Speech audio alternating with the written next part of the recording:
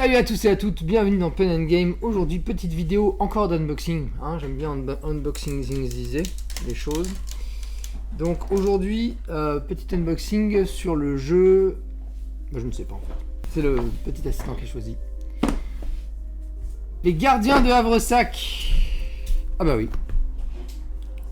Bon, tu viens, petit assistant? Les Gardiens de Havresac, c'est un jeu de Frédéric Gérard, illustré par Sabrina Miramont. Combien de joueurs? De 1 à 4, 10 ans et plus, 30 minutes. Voilà. Et c'est édité par Catch Up Games. Environ 30 minutes. Alors on y va, on ouvre. Des fois, il mente.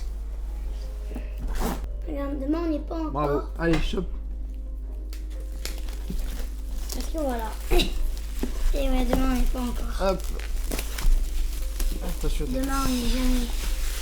On est dans 2 ans, Alors, demain, on y est. Les Gardiens de Havresac. Qu'est-ce que c'est, les Gardiens de Havresac? Eh bien, c'est un jeu assez particulier parce que c'est un jeu à Avec plusieurs, mais qui se joue tout seul.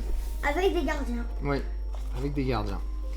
Alors, la règle du jeu. Papa, regarde, c'est n'importe quoi, on est d'accord. On est d'accord, il y a 3 personnages. Ouais. Et t'as 10 casse. C'est un héros. C'est le boss. Parce que c'est un héros aussi. Et là, Les c'est Gardiens un de héros. Havresac. Donc, la bande-annonce. La règle du jeu, nous avons 8 pages. Donc, c'est vraiment une petite règle du jeu. Mais ça s'apprend très très vite à jouer. C'est très amusant aussi. J'ai vu un let's play qui m'a beaucoup plu. C'est quoi ce machin là? Et qui a fait que je l'ai acheté. C'est des hauts faits qu'on doit faire. Ouh. On doit réussir des hauts faits. Et Et des quêtes en solo. Donc, c'est Mais un tu es. jeu en fait de back building. C'est un jeu de tuiles surtout. Et de back building. Non, ça c'est les plateaux joueurs. Alors, on a une partie, bah, vous voyez, printemps, Une partie verte. ouais, genre printemps, été, automne, et là, on a une partie hiver. Hiver, d'accord. Qui est différente. Beaucoup. Oui, qui a l'air un peu différente. Apparemment, les trucs sont pas au même endroit. Donc en fait, le principe du jeu, c'est qu'on va jouer tout seul, chacun de son côté. Donc il n'y a pas vraiment d'interaction contre les autres joueurs. C'est le principe Ah, il y a du jeu. 6 trucs. On va avoir un choix de personnages de 1 à 6, je crois. Oui. Avec des capacités spéciales différentes. Je vais vous montrer. Vous voyez. Genre 1 de bot, 2 de bot, 4 de bot, 2 de bot. Voilà, 3 de bots, c'est-à-dire qu'il a 3 de déplacements et qu'il peut Mais faire. oui, il coûte cher. Hein. Il peut ouvrir un coffre. Il coûte cher. Elle, par exemple, elle a 2 de déplacements et elle peut faire une flèche. Voilà. Donc ça, c'est... Moi, c'est une archère. En réalité, c'est les 6 personnages qu'on va avoir dans notre deck. Dans notre bag, dans notre... On n'aura pas à choisir, en fait, on les aura tous. Chacun les aura tous. Et on va les appeler à chaque tour en les fouillant dans notre sac et en les tirant. Donc là, on va mettre des créatures et des monstres. Des créatures elfiques, des fées qu'il va falloir récupérer et mettre sur cette piste de fées. Des monstres qu'il va falloir détruire. Et petit à petit, en tuant les monstres, on va gagner des points de victoire à la fin de chaque tour. Donc là, dans cette case-là, on a plein de... Ce sachet-là, on On a a une plein de extension. monstres. Non, je crois pas. Là, on a les fameuses fées. Je peux voir le fait? Ah ouais. Ça, ce sont des cochons. Je peux voir les cochons? C'est pas des cochons. Bah si, ils disent que c'est des cochons. C'est des monstres, regarde. Hein. Bah oui, c'est des cochons. Regarde, c'est C'est des des cochons. Ça, Des c'est des cochons. trolls, en quelque sorte. Et ça, c'est les Et cartes. ça, c'est des renards. Alexis va être content. Pas du tout, c'est les archers. Mais c'est des archers renards.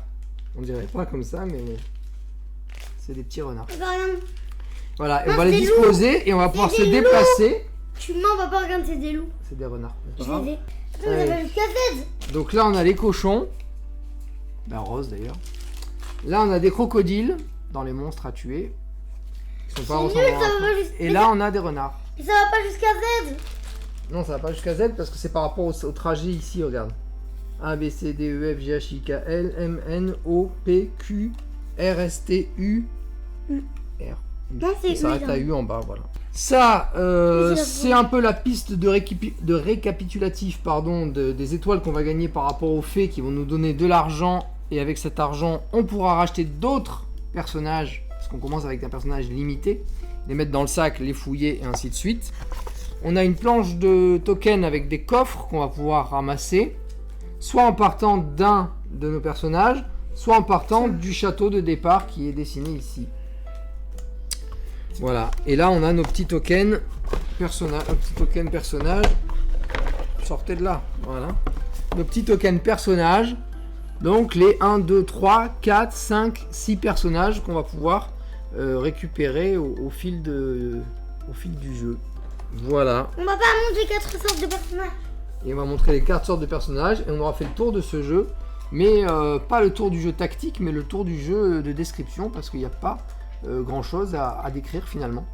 Donc c'est intéressant parce que on a des personnages de monstres assez variés, même s'il n'y en a pas beaucoup, il n'y en a que 4. Mais par contre, ce qui est intéressant, c'est que la rejouabilité du jeu est assez certaine puisqu'on a on a 2 plateaux et une apparition des personnages qui va être aléatoire. Donc voilà, ça va apporter un. Papa, ce qui est marrant, c'est que là, on a la même représentation que sur le dessin. Ah ouais. Même que sur la couverture de fin.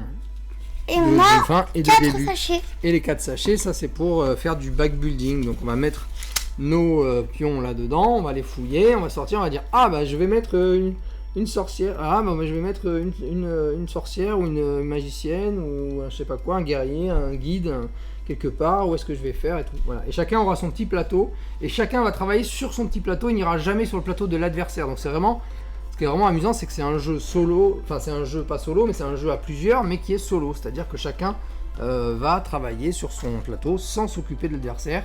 Il y aura très peu d'interaction avec l'adversaire, quasiment aucune même, il n'y aura aucune interaction avec l'adversaire.